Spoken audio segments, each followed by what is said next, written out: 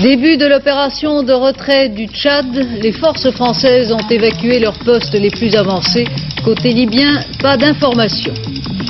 Veillée d'armes au Pays basque espagnol avant la grève générale de demain, des camionneurs français immobilisés à la frontière franco-espagnole à Hendaye. Panique dans les milieux aéronautiques allemands et européens, un ingénieur de très haut niveau arrêté à Munich pour espionnage au profit de Moscou. La France relève à nouveau le défi de la Coupe América. 2 voiliers français participeront dans 4 ans à l'épreuve qui aura lieu en Australie. Madame, Monsieur, bonsoir. L'opération Silure succède à l'opération Vendoise. Silure est le nom de code donné au retrait de la force française du Tchad. Près de 200 soldats français ont évacué dans la journée les postes de Salal et d'Arada, légèrement en dessous du 16e parallèle, les postes qui étaient les plus avancés au nord et au nord-est du pays. En revanche, aucune information ne permet de faire état d'un semblable mouvement de troupes du côté libyen. La radio officielle de Tripoli n'a même rien dit aujourd'hui du début de l'opération de retrait. Les observateurs sénégalais qui doivent surveiller le déroulement de l'opération sont attendus sur les lieux. Sur place, nos envoyés spéciaux Philippe Rochaud et Jean-Jacques Le Garec. Le fleuve Chari va connaître ses heures de trafic les plus intenses avec le retrait du dispositif Manta, puisque une bonne partie du matériel lourd qui sera rapatrié sur la France devrait passer par ici afin de gagner le Cameroun et puis l'océan. Les noms des positions à évacuer en premier sont restés secrets jusqu'au dernier moment afin que les forces libyennes ne puissent profiter de ce retrait militaire pour avancer leurs hommes. Nous savons seulement que le retrait français se fera du nord au sud, position par position. Ce qui frappe ici, c'est le manque de confiance des Tchadiens dans l'accord franco-libyen dont ils n'ont pas même obtenu le texte. Ils estiment que Kadhafi est d'humeur trop changeante pour que l'on puisse croire en sa signature et que les garanties de retrait qu'il a données ne sont pas suffisantes. En réalité, les autorités tchadiennes sont surprises par le départ brutal des Français qui dégarnit le front nord. Il va falloir combler ce vide. Or, l'armée tchadienne est engagée actuellement au sud dans des opérations de maintien de l'ordre. Voilà pourquoi ici, on ne croit guère à la paix après le retrait français du Tchad. Je pense qu'après le retrait français, ce serait la même situation de toujours. À la veille de l'intervention de troupes françaises, il y avait une situation, même si je ne crois pas dans un premier temps à un affrontement direct avec la Libye, si nous nous cantonnons dans nos positions actuelles, mais dès que nous aurons fait une montée vers le nord du pays, nous serons affrontés directement à la Libye. Les Tchadiens regretteront le départ des Français, pas seulement pour la sécurité qu'apportaient les 3000 hommes de l'opération Manta, mais aussi pour les soins qu'ils donnaient à la population. Plus de 16 000 consultations et 600 interventions chirurgicales en 1 an de présence au Tchad, comme dans cet hôpital de fortune installé dans le camp de base des Français à N'Djamena, la capitale. Ici, 4 médecins français et 3 infirmiers auront soigné des blessés de la guerre, mais surtout des populations privées de soins médicaux qui venaient chercher refuge et protection. Toutes les maladies qui frappent le Tchad étaient traitées. Les Français possédaient 2 mois de réserve de médicaments et soignaient le paludisme, particulièrement mortel au Tchad, les épidémies de rougeole ou les parasitoses intestinales, maladies les plus répandues. Bien sûr, ça n'était pas le but principal de l'opération Manta, mais la population aura surtout retenu cet aspect, sans compter un apport en devises et une expansion économique non négligeable avec la présence des 3000 soldats français. Des camionneurs français ont établi ce soir des barrages filtrants à la frontière franco-espagnole à Hendaye. Ils protestent ainsi contre les sévices subis par certains de leurs collègues la nuit dernière au Pays basque espagnol, toujours sous le choc de la décision française d'extrader 3 militants basques. C'est demain que le Conseil d'État doit décider de la légalité des arrêts d'extradition. C'est demain aussi qu'à l'appel des mouvements indépendantistes, une grève générale sera déclenchée en Espagne, dans les 3 provinces basques et en Navarre. Des mesures de sécurité y ont été prises pour protéger les intérêts français. Hervé Brusini. Cette voiture portait des plaques d'immatriculation française. Il a suffi de cela pour qu'elle soit incendiée en plein cœur de Saint-Sébastien la nuit dernière. Tout près de là, à la Sarthe, d'autres manifestants pénétraient dans l'usine Michelin, bris de verre et bureaux dévastés. Un camion et une remorque française ont également été incendiés à 2 pas de la frontière. Les intérêts français ont donc été souvent pris pour cible dans cette nouvelle nuit d'échauffourée au Pays basque espagnol. C'est dans ce climat que le gouvernement basque tient en ce moment même sa réunion hebdomadaire. C'est une sorte de conseil des ministres local.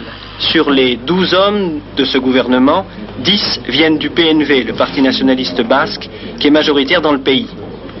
À sa tête et aussi à la présidence du gouvernement, Carlos Garay-Coetxea. Avec cette réunion, il joue une partie difficile. Il refusera d'ailleurs de répondre à nos questions. C'est que le problème des extraditions a provoqué une grande tension dans le PNV et donc au sein même du gouvernement. En fait, ce à quoi pensent les 12 hommes qui sont actuellement réunis ici, c'est à la grève générale prévue pour demain dans tout le Pays basque espagnol. C'est elle qui servira véritablement de test pour vérifier la mobilisation de tout ce Pays basque espagnol dans son refus des extraditions. À Paris, en fin d'après-midi, une manifestation contre les décisions d'extradition a eu lieu place de la Bastille à l'appel de plusieurs organisations d'extrême gauche. Plusieurs centaines de personnes ont défilé, banderoles et parfois drapeaux basques en tête. Il n'y a pas eu d'incident.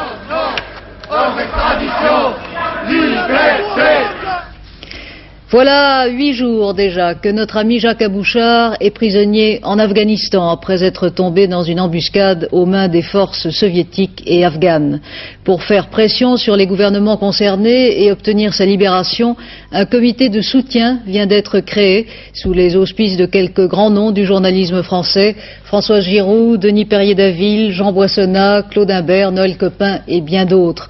Vous pouvez nous soutenir dans notre action qui vise aussi à défendre partout le droit à l'information en écrivant au comité Abouchar, 33 rue du Louvre, dans le 2e arrondissement à Paris.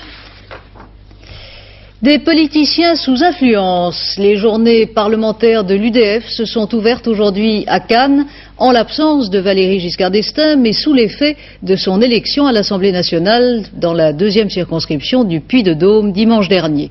Comme l'a constaté Daniel Brem, c'est la lecture d'un télégramme qui a ouvert les travaux des parlementaires. Les parlementaires UDF se réjouissent vivement de votre retour au Parlement, où la force de votre compétence et de votre expérience constitueront un atout irremplaçable pour l'alternance libérale. À en juger par la mollesse des applaudissements, il y avait ici à Cannes une majorité de parlementaires baristes. Les giscardiens ne se sont pas encore manifestés, ce qui n'a pas empêché Jean-Claude Gaudin d'enfourcher un thème giscardien. Si l'opposition gagne les législatives de 86, la cohabitation avec le président de la République sera obligatoire. En cela, il prend le contre-pied de Raymond Barre. Nous n'aurons pas les moyens constitutionnels d'exiger le départ du président de la République. Nous ne pourrons pas non plus, me semble-t-il, refuser d'exercer des responsabilités gouvernementales. Les Français ne comprendraient pas que ceux auxquels ils auraient donné la victoire refusent de mettre en œuvre le programme de redressement national sur lequel ils auraient été élus. Dans l'esprit de Jean-Claude Gaudin, le Premier ministre de 86 peut être, s'il réussit, le présidentiable de 1988. L'un de ces présidentiables, très entouré, est arrivé en fin d'après-midi. L'autre présidentiable, Valéry Giscard d'Estaing, a bien annoncé qu'il ne viendrait pas, mais certains dans les couloirs pariaient malgré tout sur la surprise de son arrivée. Après Le Mans, où le travail a repris hier, grève partielle aujourd'hui à l'usine Renault de Sandouville, en Seine-Maritime. La CGT, suivie en l'occurrence par la CFDT et Force ouvrière, applique donc la tactique annoncée hier par André Saint-Jean. D'autres usines de la régie devraient dès demain connaître à leur tour des arrêts de travail. C'est demain que le ministre du Travail, Michel Delbarre, doit présenter au Conseil des ministres la batterie de mesures que le gouvernement va mettre en place pour assurer l'emploi et la formation des jeunes et lutter ainsi contre le chômage. Le Premier ministre, Laurent Fabius, sera sur ce thème notre invité demain soir. Parmi les mesures qui seront annoncées demain, la plus originale concerne la mise en place de tâches d'intérêt collectif. Laurent Fabius avait lancé l'idée à l'heure de vérité début septembre. Un maire de l'opposition l'a prise au mot. À Nîmes, Jean Bousquet affirme pouvoir créer des emplois pour les jeunes. L'enquête de Geneviève Moll. 130 000 habitants, 7 145 chômeurs, dont beaucoup de jeunes. Une cité surchargée dont les habitants ne savent plus très bien où se loger. Un centre-ville insalubre. Des difficultés de tous ordres pour le nouveau maire d'opposition de Nîmes, Jean Bousquet. Aussi, lorsque Laurent Fabius a proposé des subventions pour des tâches d'intérêt collectif, il lui a immédiatement écrit. Bien qu'il y ait des divergences politiques, quand on nous propose un plan d'intérêt collectif responsable d'une municipalité avec tous les problèmes que nous avons d'emploi, on a sauté tout à fait sur l'occasion puisque nous avons un projet qui colle tout à fait à cette proposition du Premier ministre. Tout en utilisant les aides proposées par l'État pour les tâches d'intérêt collectif, ce projet va beaucoup plus loin. Il concerne, comme ces plans le montrent, la construction de 500 logements qui seront loués ou vendus 30% moins cher que les HLM. Ceci grâce à un financement de 80% par la mairie, les 20 autres pourcents étant constitués par l'allocation prévue par l'État pour chaque chômeur embauché. Les entreprises locales du bâtiment et la Chambre des métiers attendent beaucoup de ce projet. Il permettra des créations d'emplois dans lesquelles des jeunes chômeurs titulaires d'un simple CAP pourront bénéficier d'une formation sur le tas. Nous, entreprises, nous embaucherons des gens qui sont actuellement au chômage. Nous les paierons normalement aux tarifs syndicaux. Et par contre, le maître d'ouvrage recevra en contrepartie les sommes qui étaient payées à ces chômeurs. Dans un projet particulier au niveau création d'emplois, ça représente à peu près 1200 entreprises. Oui, 1200 entreprises nîmoises. Nîmoises, on peut très bien créer sur 1200 entreprises nîmoises 200 emplois. Total, avec les emplois créés dans le bâtiment, cela ferait en tout 350 emplois nouveaux. Si l'éthique, les tâches d'intérêt collectif ne sont qu'une assistance de plus pour les jeunes, dit Jean Bousquet, très peu pour nous. Il faut résorber le chômage en réinvestissant et dans le bâtiment pour commencer, car si le bâtiment va, tout va. On devrait savoir très vite si Laurent Fabius acceptera d'étendre les subventions que l'État prévoit pour l'éthique à des projets plus ambitieux.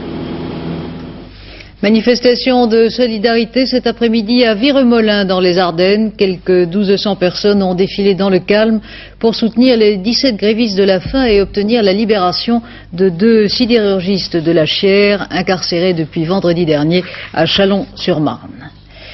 Les banques centrales toujours en alerte. Le dollar est à nouveau à la hausse aujourd'hui. La devise américaine qui avait beaucoup baissé hier après l'intervention de la Banque fédérale allemande. La devise américaine a coté aujourd'hui à Paris 9 francs 42, soit 1,6% de plus qu'hier. La suprématie du dollar, la vigueur de l'économie américaine ne peuvent que nourrir la reprise économique dans le reste du monde si la libéralisation du commerce mondial est assurée. Telle est la profession de foi libérale à laquelle s'est livré aujourd'hui le président Reagan qui s'adressait à l'Assemblée annuelle du Fonds monétaire international et de la Banque mondiale. De Washington, Philippe Sassier.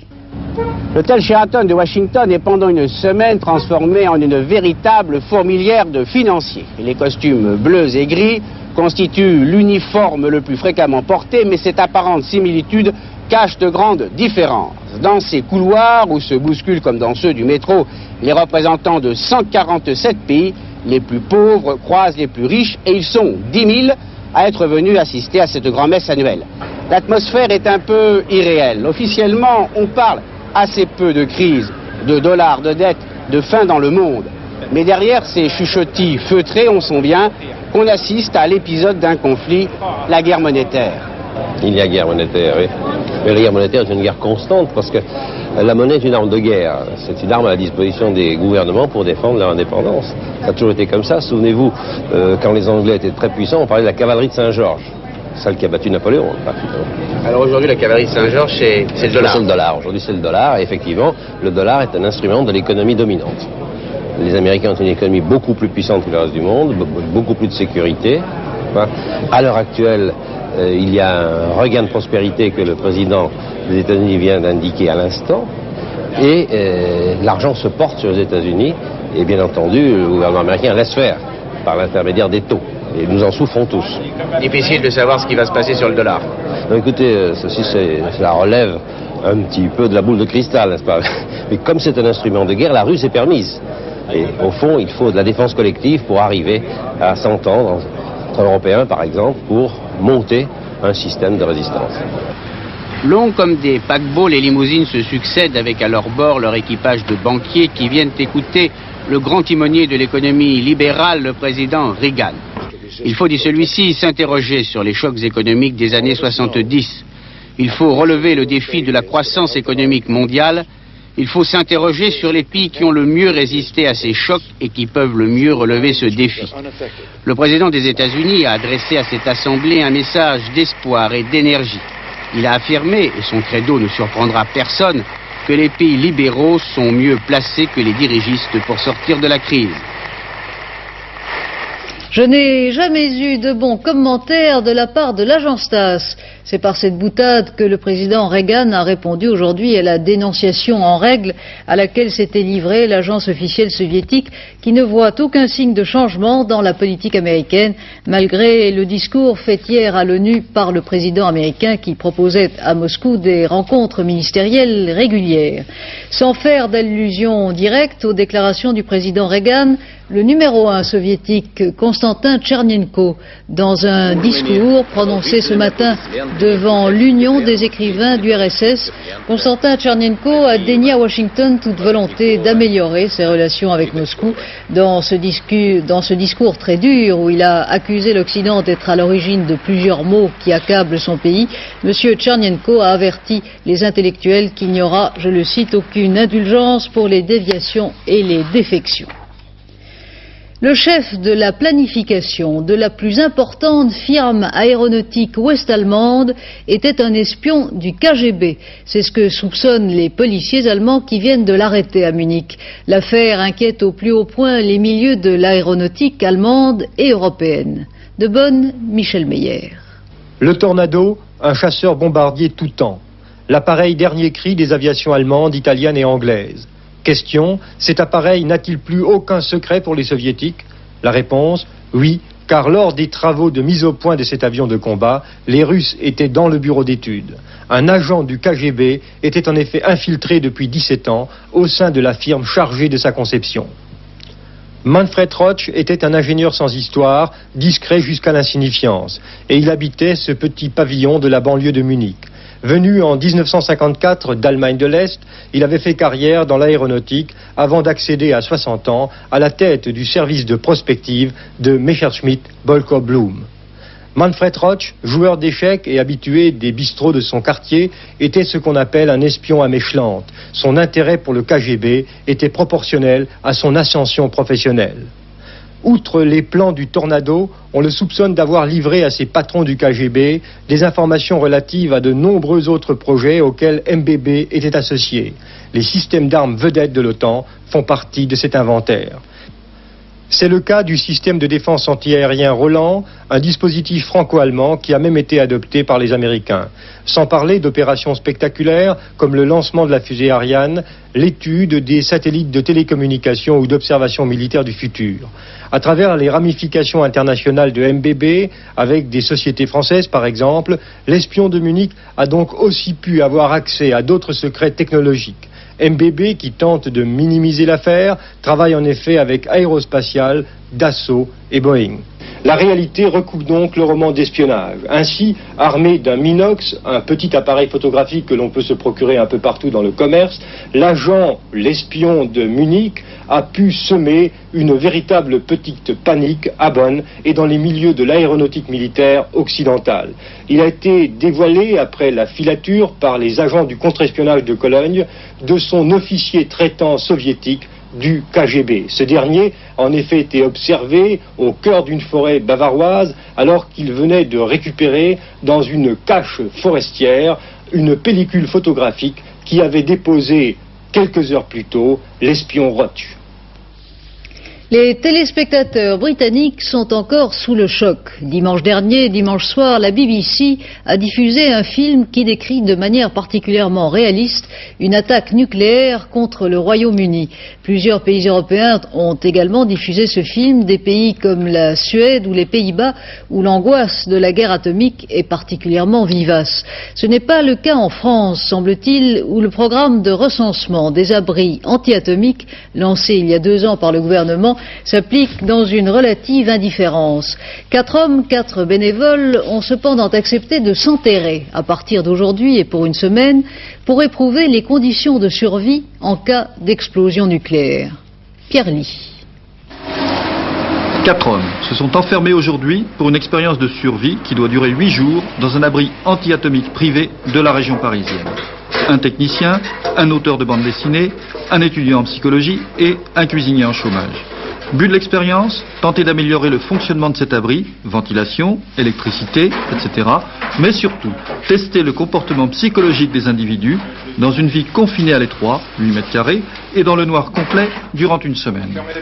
À 14h30, ils ont soigneusement refermé les portes blindées et un huissier a posé les scellés. Mais les Français se sentent-ils vraiment concernés ? Chartres est la première ville de France à posséder son abri anti-atomique municipal en application de décisions gouvernementales. C'est un parking sous la mairie. Bien, vous voyez, on a profité de la réalisation de ce parking pour en faire un abri anti-atomique.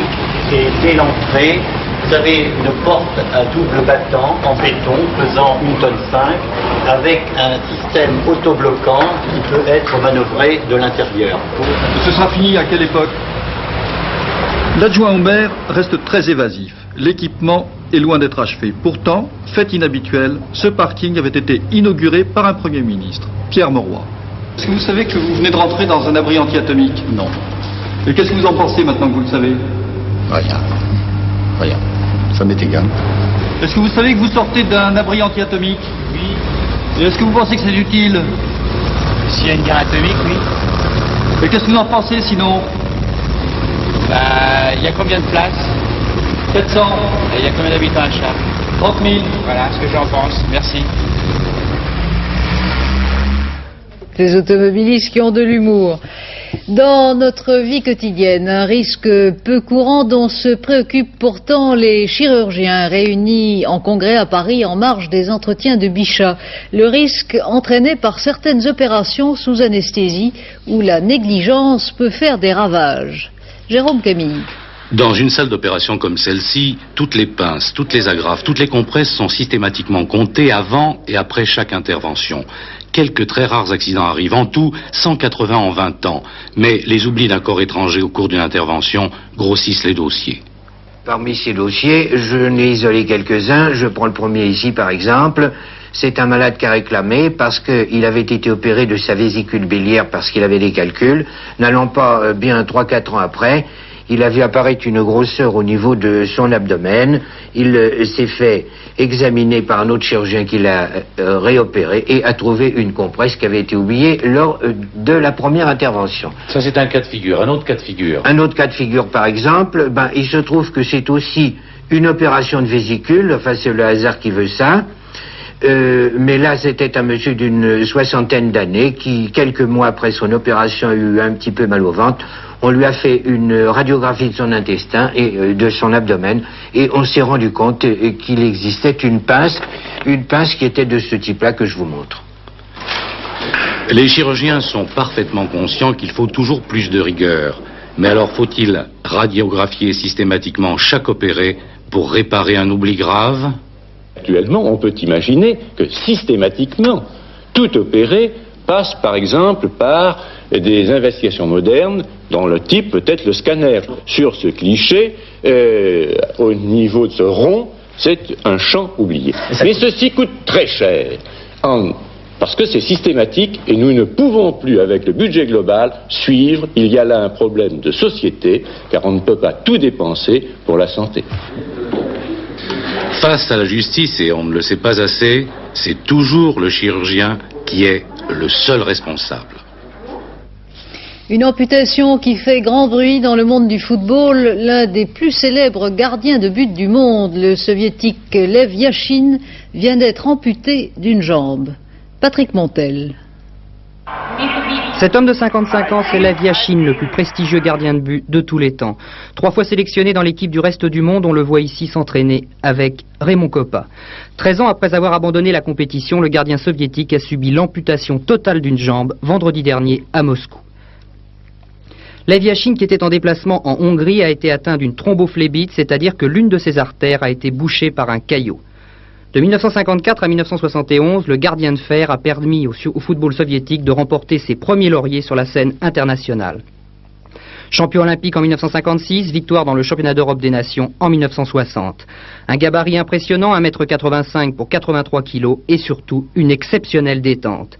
Mais aussi une reconversion parfaitement réussie. Colonel dans l'armée rouge, Yachine est devenu membre de la direction du football d'Union soviétique.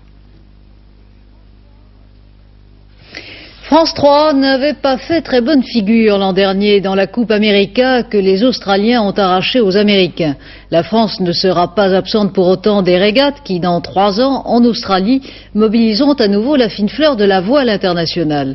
Un comité vient d'être créé pour galvaniser financiers, techniciens et barreurs et mettre à flot 2 bateaux français qui disputeront la course. Sylvie Josse. Marc Pajot sera fin 1986 le maître d'œuvre de la 6e participation française à la Coupe de l'América.